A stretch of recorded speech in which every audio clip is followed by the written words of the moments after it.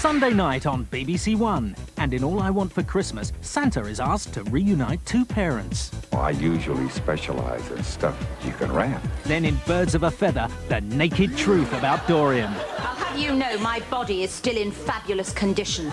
I've seen you in a bikini. You look like a blow-up woman having a slow puncture. Then after the news, the Wimbledon poisoner is at it again. I think you and I are pretty sure of the extra ingredient in this poor man's vinaigrette. And with the story of a modern miracle in every man, that's Sunday night on BBC1.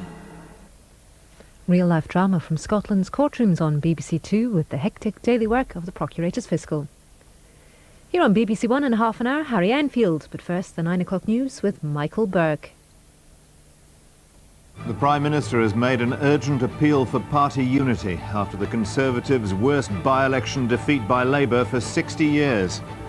Russian commanders have fallen out in Chechnya. One has said he won't fight civilians.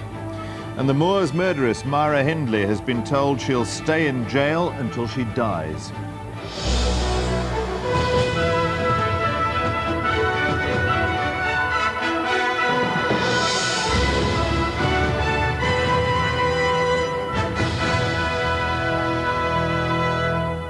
Good evening. John Major has admitted the result of the Dudley West by-election was very poor and has appealed for unity in his divided party.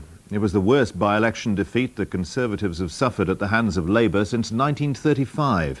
And if the swing were to be repeated across the whole country, would leave the Tories without a single MP. Dudley West went to Labour with a majority of nearly 21,000 and a swing of 29%.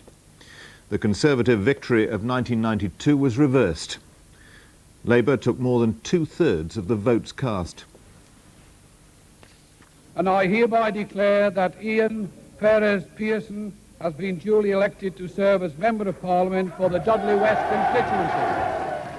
It wasn't just Labour's proof that it can do as well in the polling booths as it can in the opinion polls which shook the Tories. It was the sheer scale of victory in just the kind of Middle England seat held by the Tories since the then Mrs Thatcher came to power in 1979, which Labour must take to win the next election.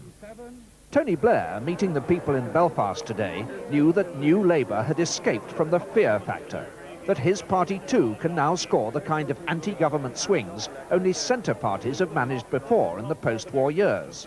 He hailed the 29% swing as more than just a bloody nose for Mr Major. This is not just about the unpopularity of the Conservatives, deep though that is.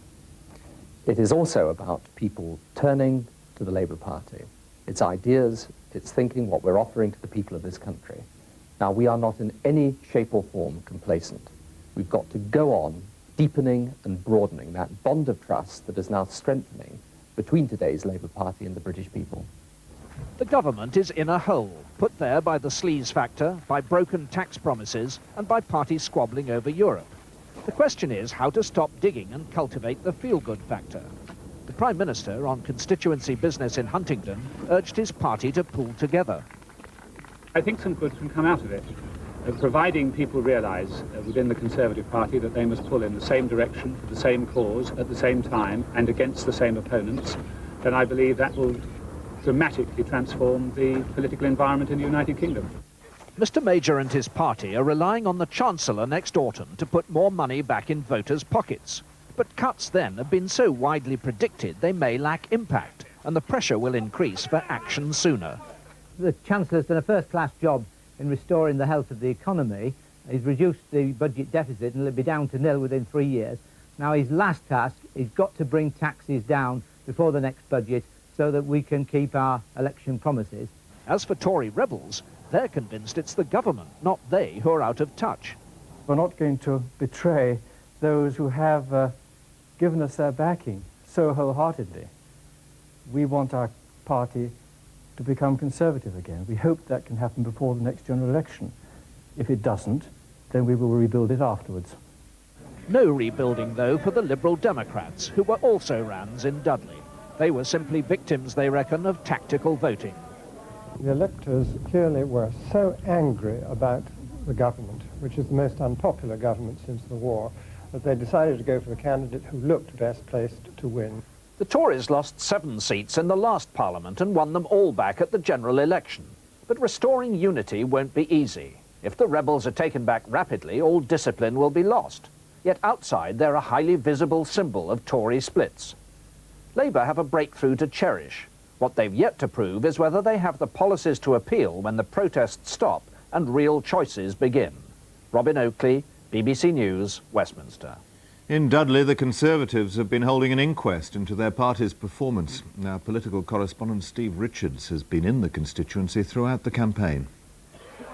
In order to win their ticket to Westminster, Labour travelled light on policies but fully exploited the immense disillusionment felt by voters towards the government.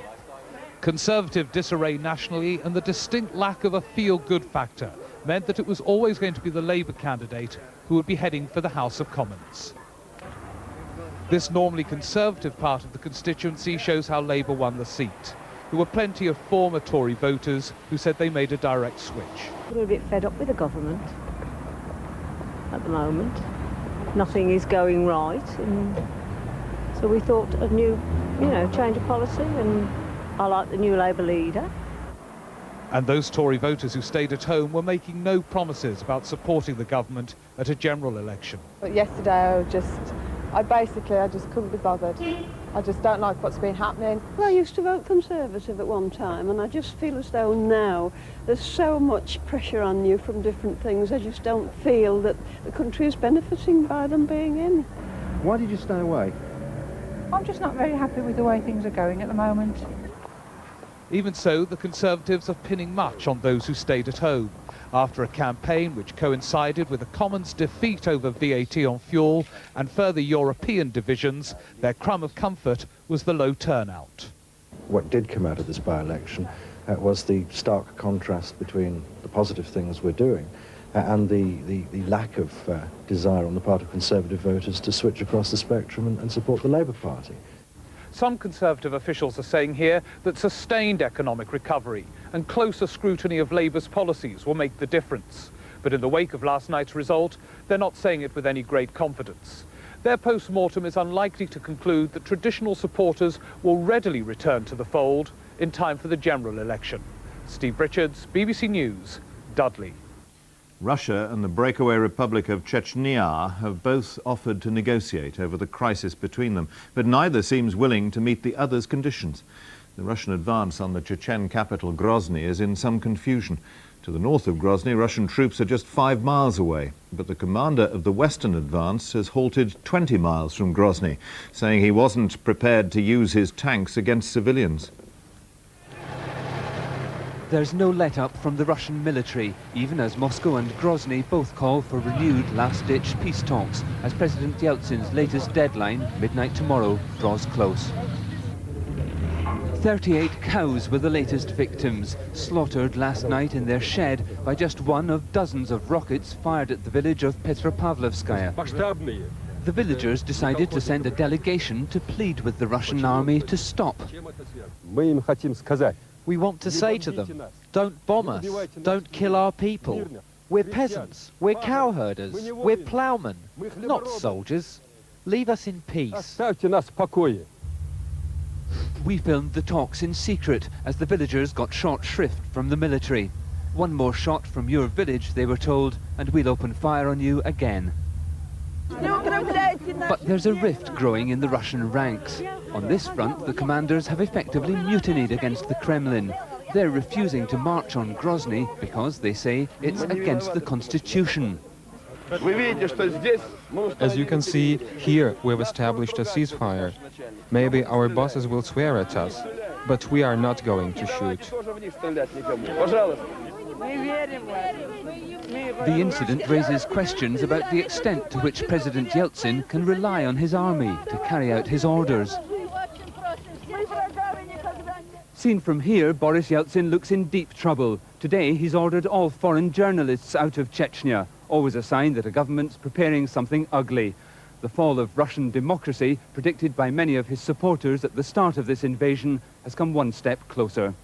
Angus Roxburgh, BBC News, Grozny. Here, the Moors murderer Myra Hindley has been told by the Home Office she's to spend the rest of her life in prison. Hindley, who was jailed in 1966, is said to be deeply shocked. She feels she paid for her crimes. But the mother of one of the victims said she was overjoyed.